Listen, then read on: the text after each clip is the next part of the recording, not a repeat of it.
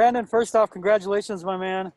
Can you compartmentalize that you're going to be with Vaughn, unfortunately hurt, the only guy left active player from the Super Bowl 50 roster? How much does that mean to you? How much does it mean that you might finish your career here? Yeah,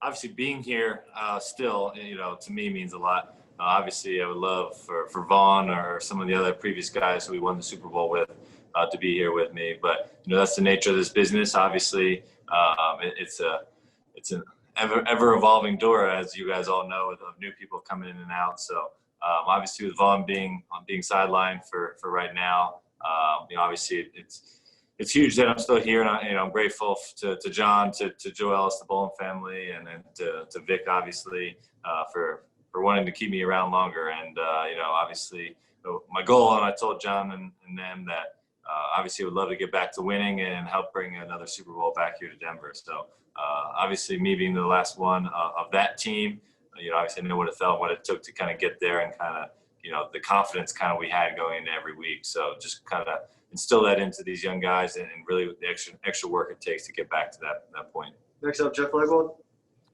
Brandon, I have two questions. The first one just is quickly, I'm certain you've probably talked to Vaughn. What's his mindset? What were your emotions talking to him, and kind of how is he right now? And then I have a second one, please. Yeah, obviously, you guys all know how close I am with Vaughn. If I had your job, I would have been breaking news hours before you guys were. But let me know. Come on. Obviously we talked with Vaughn. He called me right after the surgery as well, and just let me know. Obviously, it went well, and obviously, I kind of talked to him throughout the whole off season, and just how hard he had been working, and a lot of things that he sacrificed to not do just to stay out there in San Francisco to train. And then when, kind of COVID got really big, he came back here. Then obviously him contracting COVID and overcoming that, and then went back out to San Fran to continue to train, and then went to Dallas to train, and just the work that he put in. So I was upset that he never got to see what his body and the product that he could put on the field. Obviously, after speaking with him after the injury, he knew that after he stopped feeling sorry for himself a little bit, that he's big into research, loves YouTube, loved watching the Michael Jordan documentary, big Kobe Bryant fan. So his mentality coming back will be stronger than ever. And I know that watching these things will help him cope with kind of the injury that he had. And then my second one is just kind of take me back to, you are traded here for a conditional 7th round pick, and here you are all these years later. What's that journey been for you? Yeah, I actually called my uncle last night as well, because when I was with the Giants, so before they traded me for St. Patrick's Day, they always have a party. I said my goal in this league would be to play at least 8 years and to get an X amount of money in the bank afterwards. And obviously he said, well, what do you do after that? Because obviously you never know if you can make it in this league that long. And, obviously, so I always kept that near to my heart. So I called him last night, after the deal, because, I'll be able to surpass both those goals. And so that meant a lot to me and to him, obviously, that I remembered that. But to go back to when I was traded, I was really cut at 6 a.m. Giants cut me at 6 a.m., but the league day doesn't end until 4 o'clock Eastern time. And that's when the Broncos end up trading me. So, in my mind, I was cut more than traded, but obviously, I appreciated John and then, sent a conditional pick for me, kind of like almost like a 4-week trial period, as we know, with Matt being suspended, and obviously played pretty well in those first 4 games. And they, felt good enough going with me forward. I wasn't, didn't have the best year that season. Obviously, I tell John all the time, I think he pulled the trigger a little early on me, but, obviously who knows what would have happened if he let me roll, continue to kick that season. Obviously I'm not a predicting the future kind of guy, but obviously it worked out well for me. And, obviously want to continue my success here with everything going on. So being traded here, obviously was an outstanding result, and obviously I'm completely grateful for. So. Next one, Ryan O'Halloran. Hey, Brandon, how important was it to get this deal buttoned up before the season started, as opposed to maybe letting it linger for a month or two? Yeah, getting it done. The deal didn't have to be done. Whether I didn't want to be focusing on anything, like kind of what I guess what you're saying. Obviously, I would have felt comfortable going into the season not having a contract because at the end of the day, kicking is such a black and white thing anyways. I mean, your job is on the line every week because if you continue to miss kicks, you're not going to be here. So I was fine going into the season with that mindset. But, last time I signed the deal, my last contract extension, I signed the morning of the game, of the Monday Night Football game. So I tried to get it done a little earlier than even yesterday. But, obviously, things worked out, for both sides. And, obviously now I can focus on playing the games and helping us win some games. Next up, Andrew Mason.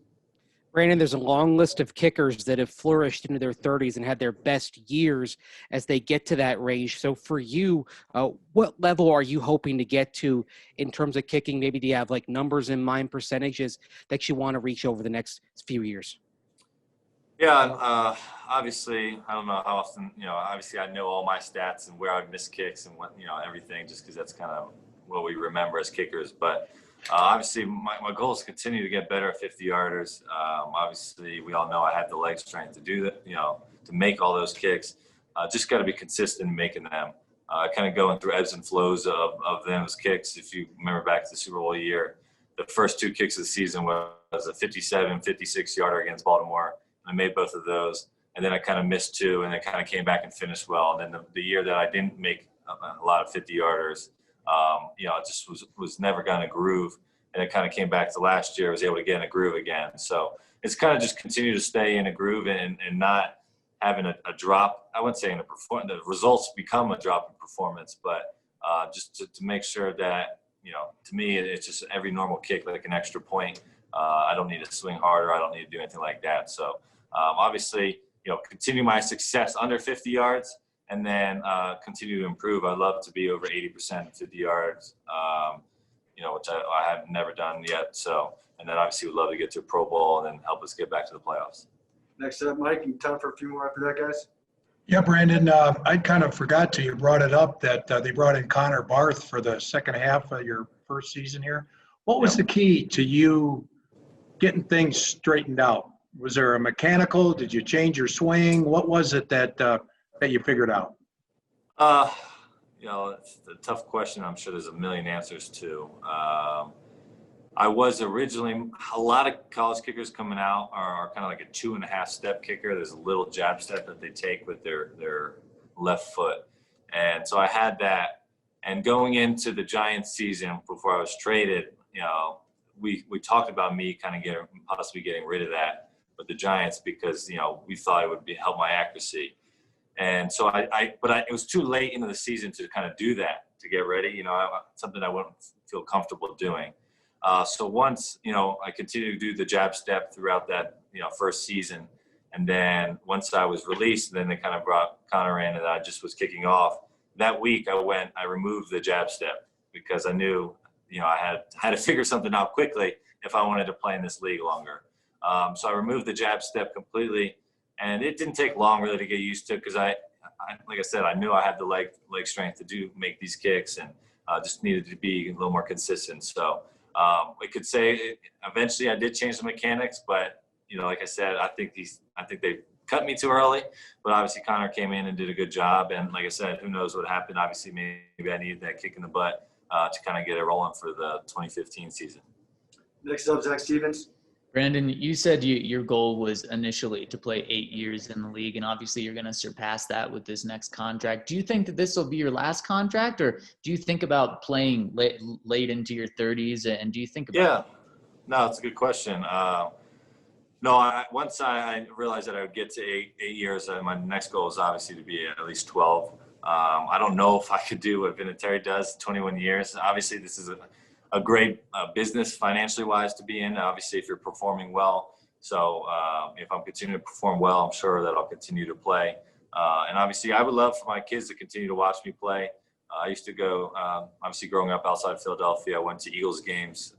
My dad was a season ticket holder since I was 3 years old. And I loved going to the games and dreamt about playing in that field.